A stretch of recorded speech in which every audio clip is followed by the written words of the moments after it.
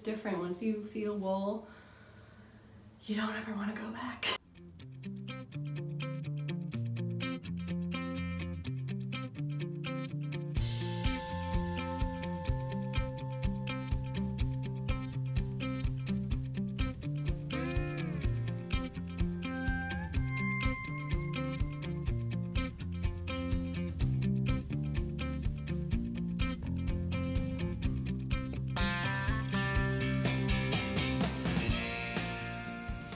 Hello, and welcome to the Fiberworker Speaks.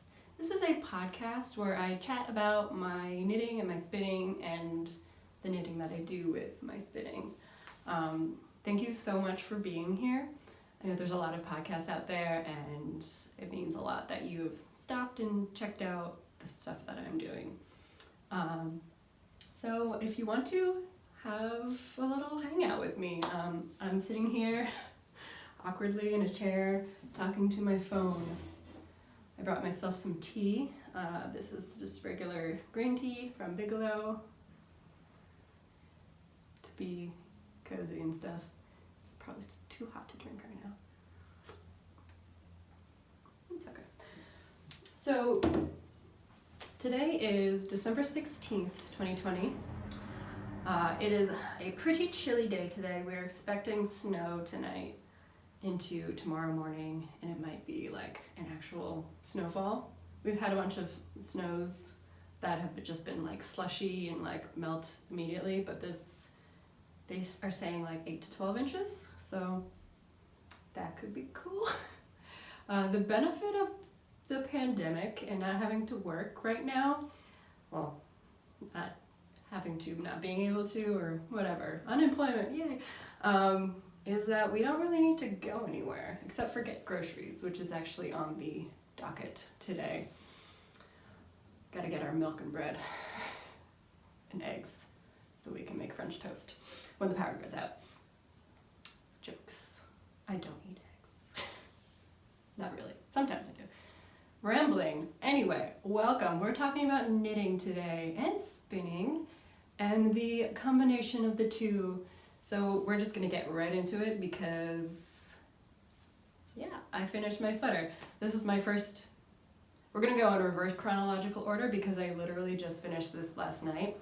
I've weaved in the ends and everything. I have not blocked it. I just steamed it, ironed it before, so it would be like the color work would be nice and even and the stitches would be chilled out a little bit more. But I do think that once I block it, we'll see a little bit of like growth in size, hopefully on the sleeves because they're a little close to the skin, and this yarn is not, there's a little prick factor because there's some, I think it's called Kemp, which is like wiry hairs that was in the yarn or in the fiber when I spun it. So this sweater I knit out of completely handspun yarn. The brown that you're seeing is Blue Faced Leicester. It was spun, I had a pound of comb top. It was like the gray oatmeal color, gorgeous. I spun it from the fold, I spun all of it, and then I did a 2-ply. Originally I was thinking I was gonna knit the Spark cardigan with this and do it's like a Colorworks cardigan, but the color that I was going to do the contrast was, it wasn't enough contrast. There were too much in the middle of the value spectrum, and I didn't want to go through all the work and just have like a very low contrast sweater. So I decided to change course and knit my favorite sweater, which is this Humulus that I knit last year also. And I wore it in the first episode.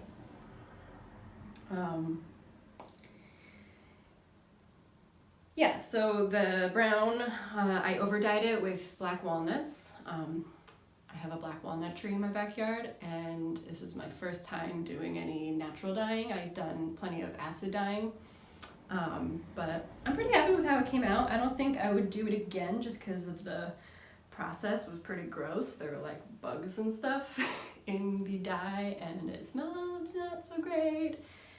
And there was this like overflow in my kitchen. But it did a good job. And I like that there was like some variation. You can see that there's like a little bit of pooling from what I assume is like maybe hotter areas got darker in the pot, because I put everything, all of the yarn together in the one dye bath, and did it all at once so that it would all be the same. And I actually have some leftover. So this is the leftover skein or ball, and then this is leftover untouched skein. And you can see it a little bit. So it's a little thin. This pattern calls for worsted weight, and this is more like a DK, and there are definitely were some thinner spots in the yarn. Most of that ended up being in the color work, which kind of worked out because this is my contrast, also hand spun from a bat. So this was a little bit thicker. I spun it, I believe, like I stripped the bat down into chunks, and then I think what I did was I spun it short forward with letting the twist in the web, so that it was a little bit more on the woolen side than on the worsted, but still in the middle, which gives a nice loft. So yeah, do I make a matching hat? I don't know. What do you think? What should I do with this remainder, or should I just save it and make something else? I don't know. Could do a matching hat. That'd be too much. Too matchy. So this sweater, I did modify it to have a little turtleneck because I just wanted a turtleneck sweater. I was just feeling really cold in my neck area whenever I was, just hanging out at home. And it's interesting because I was like, I need turtlenecks, and then I started this, and then I'm also working on another sweater. It's a test knit, which I think the due date's in February, and she's still like writing the pattern as we're going, so I can't like just finish it, and I can't share it because it's a secret, but it does have a turtleneck, so I'm gonna have a lot of turtleneck sweaters, which is not a problem. I think the next one I do won't, just because it might be too much. But yeah, so let me do, I hope this isn't too awkward. It's perfect. It's absolutely perfect. Yeah, I just wanted this sweater, because I knit this sweater before in alpaca cotton, and while it's gorgeous and it fits me amazing, I just really wanted a wool sweater. It's just different. Once you feel wool, you don't ever want to go back.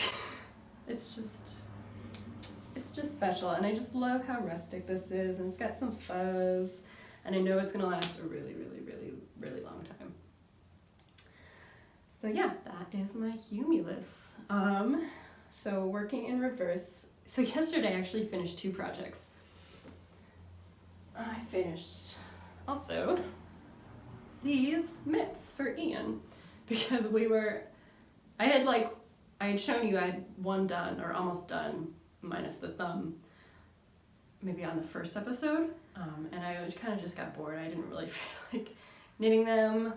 Ian also had like a foot injury, so he wasn't coming for walks with us. He's better now. We've been going out, and it's now cold, so I was like, this was an urgent finish, and mitts, they take no time. This is DK weight. They knit up super fast. And yeah, he's got really big hands. So this is my own design. Oh, I didn't mention, this is the Humulus by Isabel Kramer. I will put, links and all the stuff in the underneath. So this is my own design. I showed in the first episode that I also made a pair for myself in a smaller size. So I have the pattern written up for 2 sizes, a human human adult medium size average hand, and then a massive adult hand because Ian has massive hands. And the pattern repeat dictates, this is the pattern repeat, so it's kind of big. So, and it wouldn't really work to have it in any way, so I've just been thinking maybe I will just publish this pattern, try to get some test knitters, and then release it as a 2-size pattern option for thumb choice, because Ian wanted a closed thumb, I wanted an open thumb.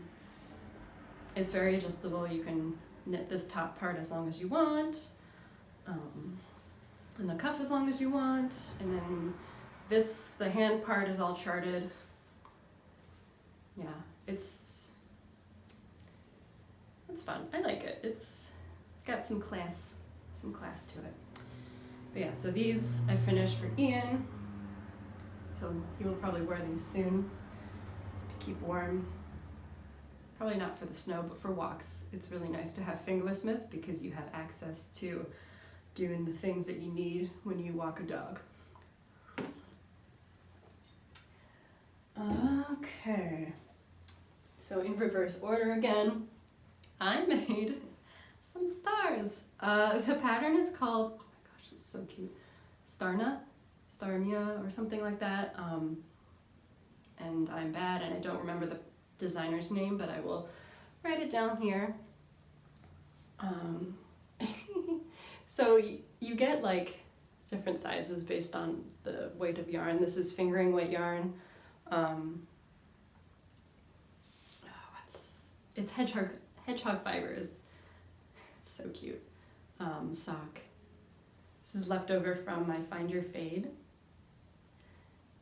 Yeah, I really wanted some knit ornaments for my tree because I have a macrame ornament, which is a craft I used to do, and I'm all about knitting now. So, and this is, do you see what this is? Yeah, so this is also yarn from the same that I used on my sweater. So it's hand spun. These, I knit these on double pointed needles, which I don't normally use. I'm more of a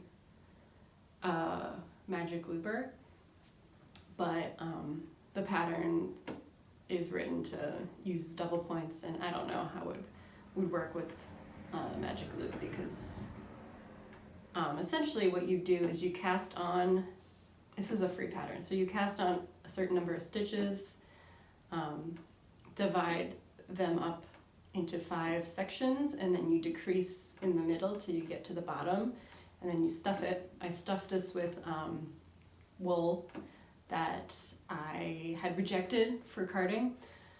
It was either too dirty, like too much vegetable matter in it, or like seconds and stuff like that. So I stuffed it with wool, and it is a totally wool ornament for my tree. Super happy with these. You can just hang them. Plus the cool thing about this pattern is you can make, I've seen some projects where they use like super bulky yarn and made like really large like pillows essentially, which is pretty fun. And of course you would just adjust the needle size based on your yarn.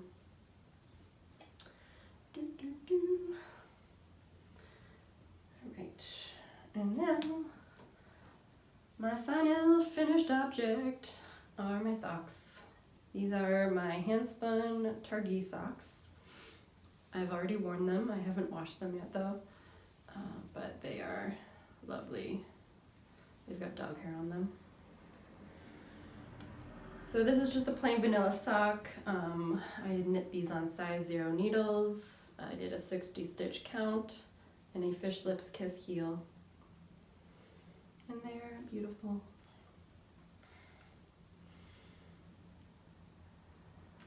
So that's my finished objects.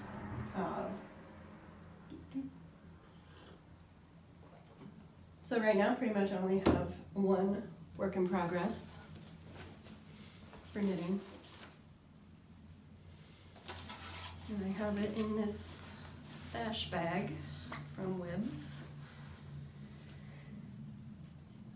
And it is my Betty and Judy Lodge sweater by Poison Girls. Ooh.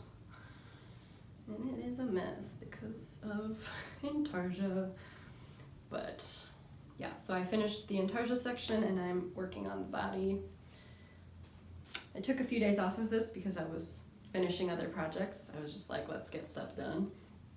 And yeah, so I'm going to keep working on this and hopefully have it done by Christmas or maybe next week because it does knit up super fast.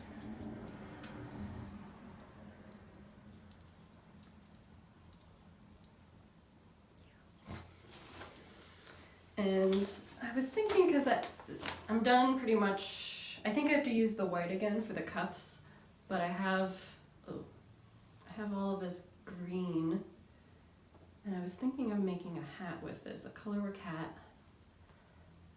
And of course I can't remember the name of the one I'm thinking of, but it essentially calls, or the sample is knit in these same colors. This is Bird Book, and this is Fossil.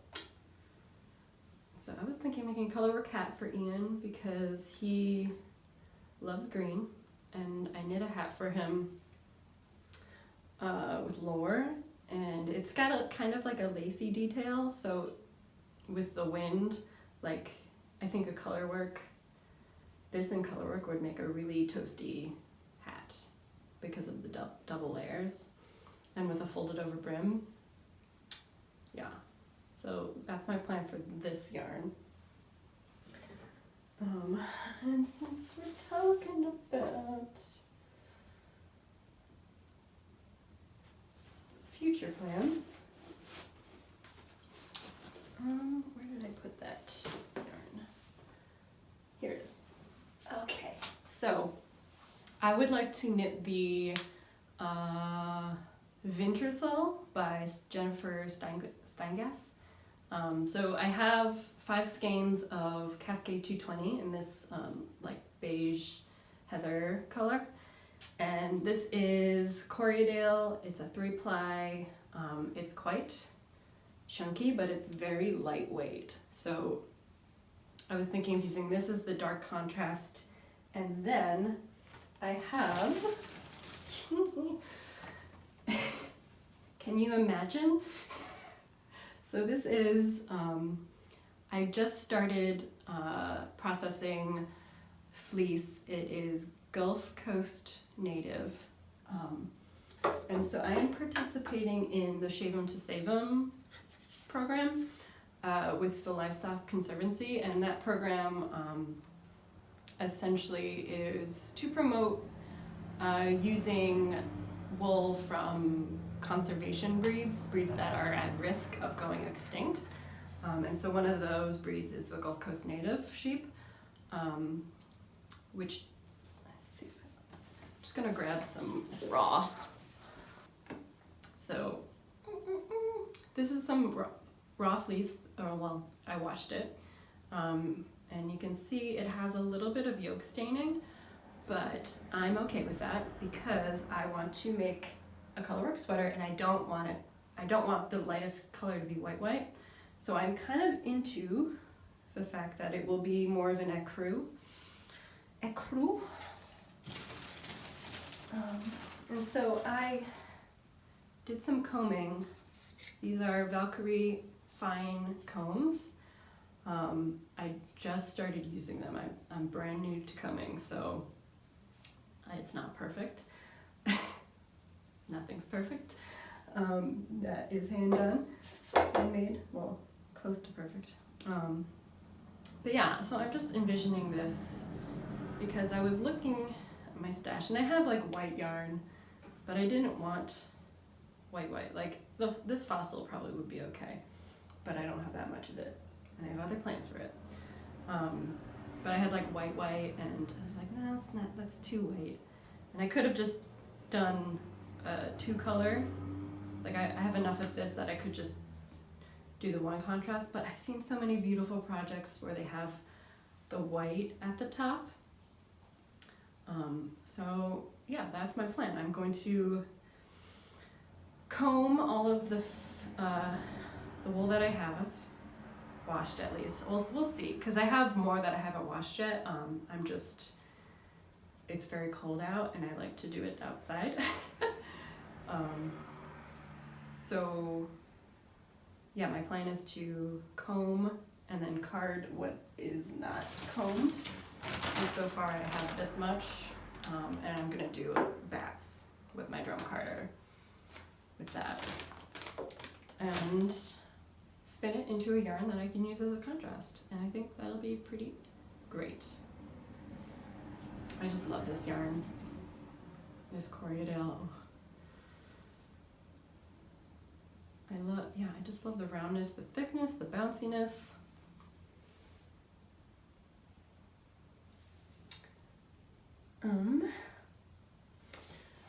Okay, and I also have this, so last week I showed you my bats that I was blending, and so I have these 3 bobbins, storage bobbins. I store and ply off of weaving bobbins because it allows you to spread out your singles more, and it also allows you to re-spin from the correct end. It's kind of hard to explain, but this is what I do. This is what I learned from Rachel Smith Anderson and Judith McKenzie, and yeah. So I did this green, and then I blended this bat. It's very, very bright purple, and I don't know, I think, like, it's not really, I don't know, I'm not super sold on it. I haven't really, like this I'm sold on. The purple, I'm still trying to work a blend that I really like. So this is just a sample. And I do believe that is all that I have to talk about today. So I will leave you guys with that.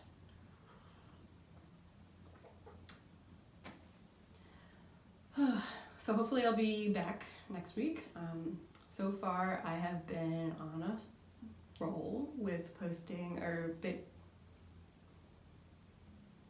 filming every Wednesday.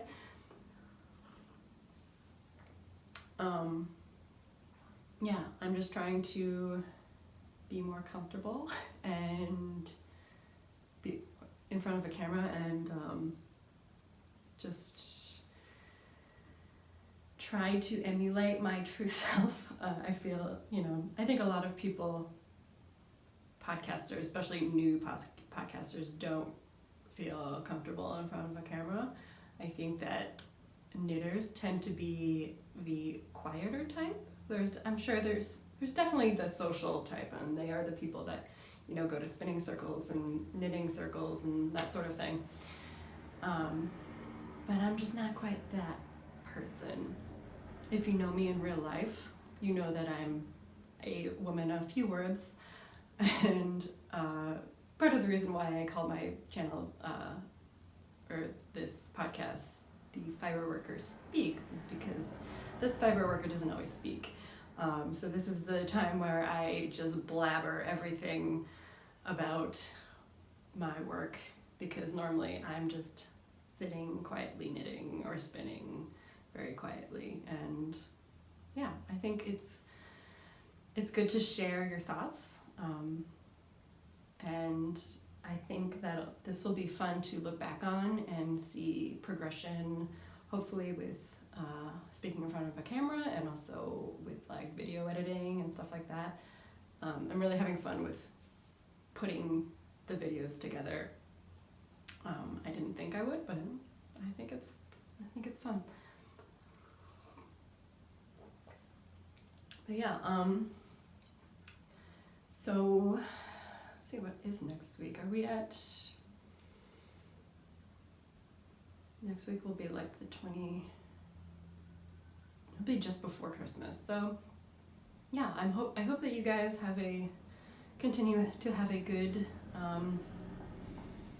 pre-holiday season, or maybe if you celebrate Hanukkah, you're already in it, I think. Yeah, I think we're in like the 6th night of Hanukkah. So happy Hanukkah if you're celebrating that. Happy Advent if you're celebrating that. Happy pre-winter. We are almost at the solstice. It's getting darker, and then it will get lighter again, and that will be really nice. It will also get colder. So I've got some sweater knitting to do and spinning for sweaters. So I will leave you at that. Thank you so much for joining me. I will see you next time.